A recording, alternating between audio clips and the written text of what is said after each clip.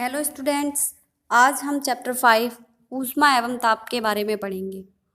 इससे पहले वाली वीडियो में हम इसके कुछ टॉपिक पे चर्चा कर चुके थे और कुछ जो बाकी रह गए हैं उसके बारे में हम इस वीडियो में जानेंगे।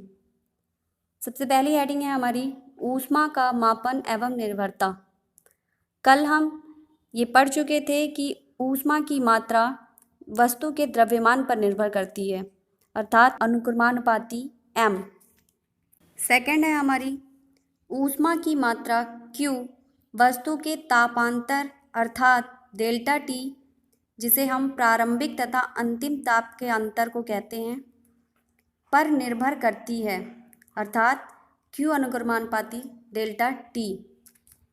थर्ड है हमारा किसी पदार्थ को निश्चित ताप तक गर्म करने के लिए आवश्यक ऊष्मा की मात्रा वस्तु के द्रव्यमान, तापांतर तथा विशिष्ट ऊष्मा पर निर्भर करती है, अर्थात Q = m × S × delta T। ऊष्मा स्थानांतरण की विधियाँ। गर्म चाय से भरे गिलास को कुछ देर खुला रख दें तो चाय ठंडी हो जाती है।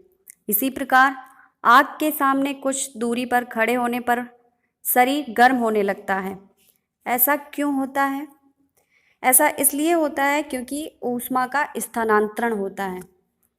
क्योंकि ऊष्मा का स्थानांतरण एक वस्तु से दूसरी वस्तु में, एक स्थान से दूसरे स्थान तक तथा वस्तु के एक भाग से दूसरे भाग तक होता है।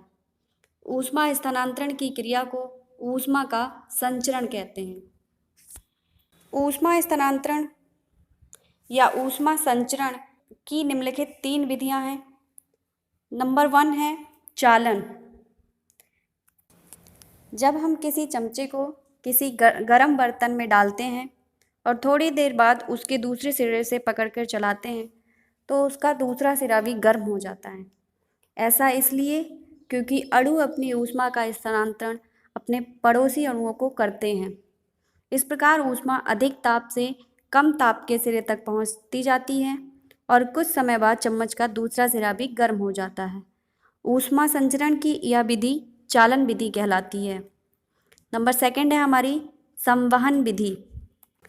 इस विधि में ऊष्मा का स्थानांतरण गर्म भाग से ठंडे भाग की ओर अणुओं की गति के कारण होता है।